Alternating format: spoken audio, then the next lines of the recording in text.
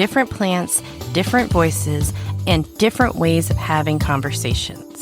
It's time to get personal with plant medicine. Welcome to Getting Personal with Plant Medicine. I'm your host, Diana, and today I am joined by Emilia Rizzuto, the founder of All Things Elderberry. How are you doing today, Emilia?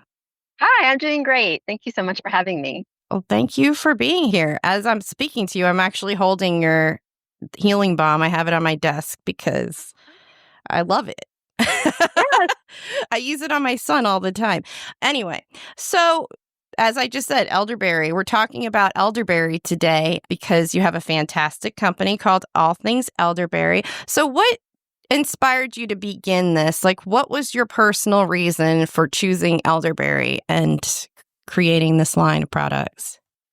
Well, it actually was kind of an accident. I never intended to create a line of products. I was diagnosed with Crohn's disease when I was a kid, and most of the treatment for that is immunosuppressant medications. And so when I was in my 30s and trying to restore my health and, get well, I was really struggling with my immune system. That was one of the biggest hurdles I had because my immune system was just wrecked from all the medication that I was on. And I couldn't do the flu shot because I reacted really badly to it. I was one of the people that got the flu severely.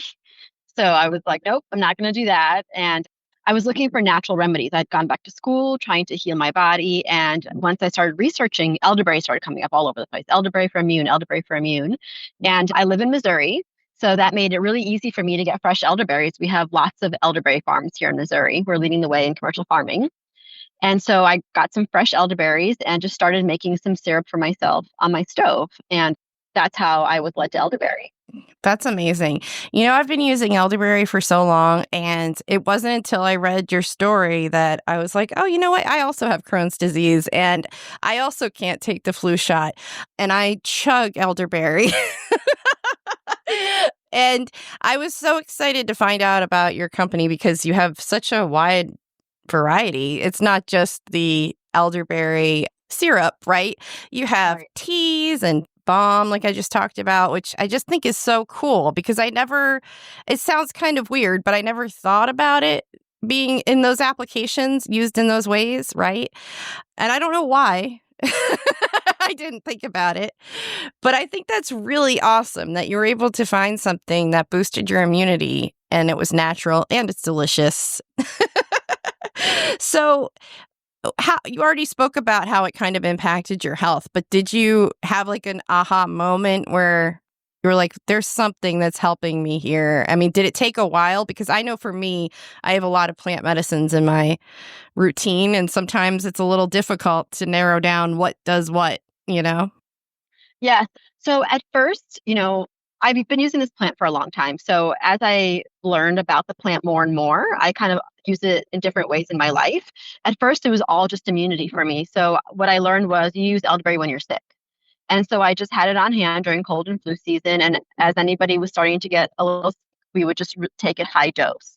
And then the more I started learning about the plant and understanding the plant, it's actually really great for prevention too. So then I started adding it into my daily life. And when I did that, I realized that it just made me stronger in general. Like elderberry is such a resilient, energetic plant. Like even if you try to mow it down, it will just come back full force. And so just ingesting that kind of energy and immunity into my body, like it basically rebuilds your immune system is what it does. So it's not just for when you're sick. And me, I was someone that was always sick and had like skin infections, like folliculitis, and I just Mhm. don't get that anymore. I travel all the time. We're always running around. I have kids, and I'm one of the least sick people I know. And I'm still on, a medication that does suppress my immune system a bit. Oh, wow. Okay. Yeah, that is really interesting. You know, the more I think about it, the more I've been using elderberry, the less I have any skin issues or anything like that. That is really interesting. And also, I'd love to hear a little bit more about growing elderberry. I mean, do you grow it yourself or do you have like a partnership with a farm or how does that work? So being like I said, being in Missouri, we have so much elderberry growing here. I did grow it for a little while. We had a farm for about 4 years. Unfortunately, it didn't work out and I had to sell it. So I know a lot about growing it because we started from planting just little sticks all the way to, our bushes being, about hip waist. So each plant at maturity provides about 10 pounds of berries if you can get it there. It is a very hardy plant. It does really well. And it basically just the blooms once a year. Mm. So in June, we start seeing those big white flowers, which we use in our tea. So the whole plant is medicinal. You can use so many different parts of the plant. If you clip the flowers in June, you do not get the berry. So the flower is what turns into the berry in late July, early August. And then that's when you harvest the berries in early August. I did not know that. You can use all of the plant. Like, is it like dandelion where you can do like root to, flower Yeah, type you of? can use pretty much all of the plants. So Hippocrates, the father of medicine, said elder is the medicine chest. I mean, they used to use all parts of the plant. So right now we use the leaf, the flower, and the berry, but there are ways where you could use the bark as well. Oh, interesting. So what do you use in the healing balm? I'm curious about that because it does say elder leaf. So I'm wondering, is that the flower part or the leaf on the plant? Wow.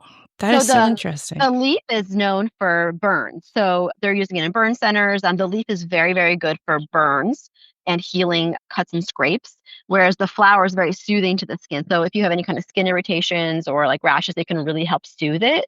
So you're kind of getting like the balm for me, I travel with it everywhere I go. So whether we're going on beach vacations, I don't bring aloe anymore.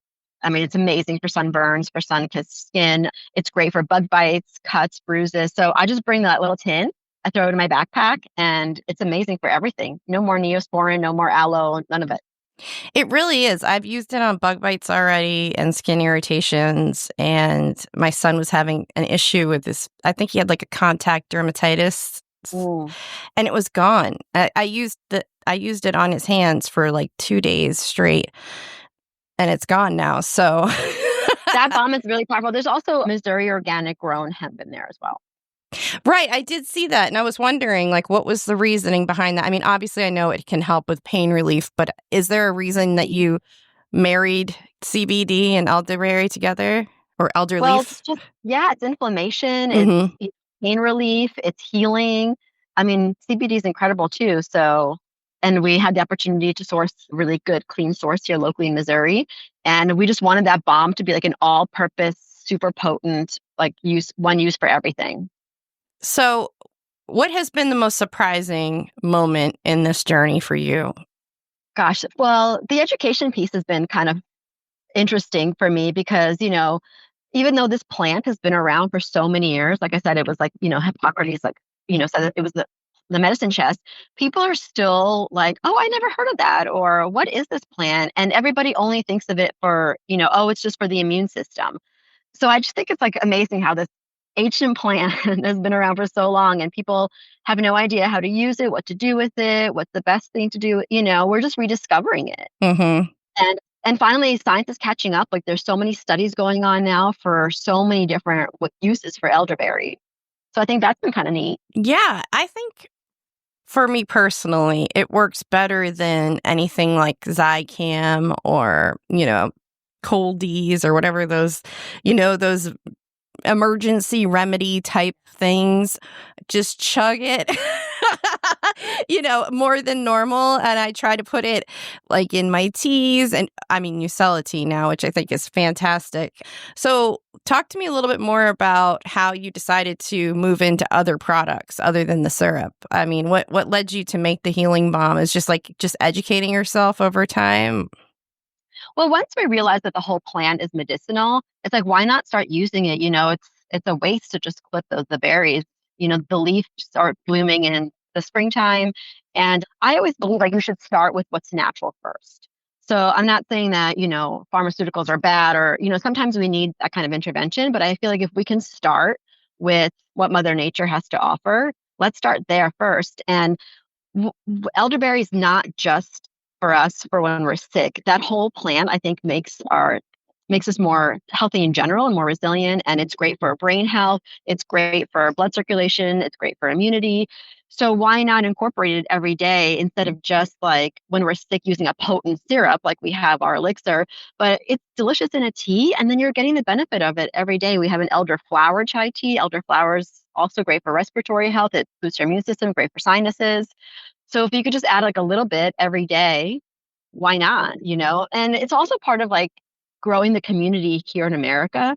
So America is kind of behind in elderberry farming, and especially on a commercial level, but we are starting to catch up. So being able to source from local farmers, it's great to be able to source the entire plant from them. It just gives them more reason to grow, more revenue, helps them, with their needs as farmers, all of the above. So, how do you navigate the challenges of staying true to a natural medicine with everything that's going on in the world today? I think you just have to be real, Hmm. so we had our elixir, which is this product here. This is the only thing I had at one point. And it's fresh pressed juice, like from the farms that we source them. They're all organic. We had like whole ginger, whole cinnamon, clove, like everything's organic, fresh, a little bit of honey, a little bit of lemon juice. It's what I consider the most perfect thing, right? It's like you can't, unless you're making it on your stove, sourcing your own fresh ingredients, this is the best thing you're going to get. But we came across a lot of people that were like, oh, I just buy a Chewy at Walmart. I'm not going to drink that. I just want my Chewy. And I'm like, a Chewy? So I was like, okay, well, I'm going to make a gummy for these people. And a gummy does require some fillers. A gummy has to be shelf stable. It can't be too sticky. It's kind of a problem. So as I was going, I was like, okay, well, I don't want to have to add all of this crap to the gummy, but I'm going to have to add some things to it to make it realistic, to make it work. And, one customer wants the gummy and one customer wants the elixir, but at least they're getting it. And we try to do everything as clean as possible and a little bit of something for everybody. Well, I love that. And it did bring something to mind because I think about that a lot when I try to get my son to take elderberry. He's 6 years old. And so a lot of times it has to be through the gummy. But I want it to not be that way because I read so many different reports about, are you really getting anything out of that gummy? And, so I know that's difficult because you're not getting the same exact experience, right? No. Yeah. But at least you're getting it. And that was what was so hard for me. It was like, well, people are like, I'm not going to drink that. I'm going to go to Walmart and buy it. And at least I know that, this is not a regulated industry. So I've read stories where people are putting rice bran, and saying it's elderberry because it's kind of like the same color, you can get away with it, and mixing it with some elderberry. So we just don't know. So that way, if you know the company that you're getting it from, like I know, where I'm sourcing from, I know my ingredients are real. I know they're clean ingredients. So I know I'm trying to make the best product I can. And sometimes I have to compromise on little things and, you just have to do the best you can. That's true. True words.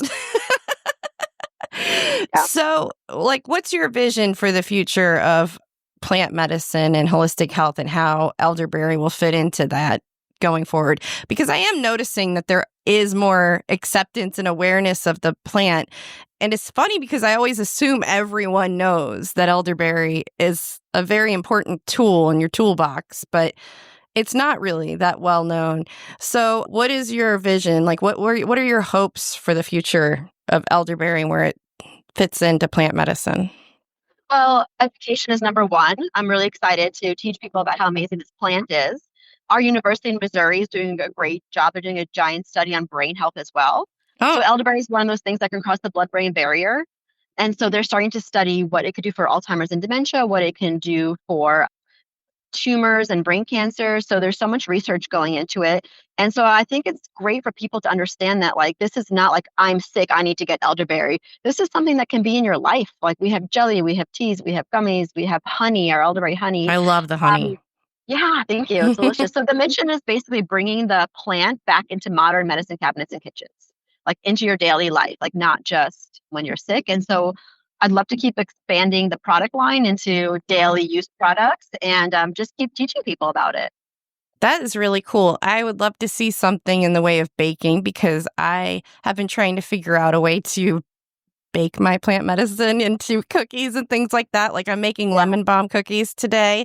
I would love to figure out a way to make like an elderberry loaf or something like that, Yeah, that honey is amazing. It was in our Valentine's Day gift guide, and I just cannot sing enough praises about it because it's such an easy way to get the benefits of both elderberry and honey, which are just like powerhouses together. So I love that. And that's really cool. So is there anything else that you would like people to know before we end this? I would love people to just like experiment. Like if you love tea, try some of the tea. The elderflower smells like vanilla cake when you walk through the fields. We paired it with some chai.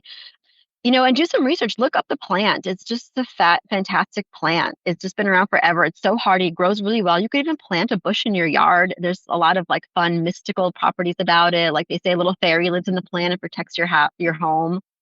So Oh, it's just kind wow. of cool. I didn't Yeah. know that.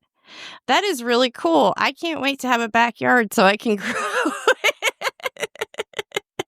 It's a great But plant to until have. then, yeah. So, where can people find your products before we end? Allthingselderberry.com. That's I'll the best have the place. link in the notes, but just in case no one checks the notes. And check us out on social media, All Things Elderberry. I try to post information and, like keep everybody up to date on what the new studies are, what's going on with the plant. That's awesome. I love that. And I appreciate so much that you've given us an opportunity to look at something that I think is overlooked in a new way. That's what this podcast is all about. So I really appreciate you spending your time with us today. Thanks. I appreciate you letting me share. Your Highness Media. Subscribe to our podcast. Why do you subscribe to Your Highness Media? This podcast has been a product of Your Highness Media. Each episode is written, produced, and edited by Your Highness Media. Thank you for listening.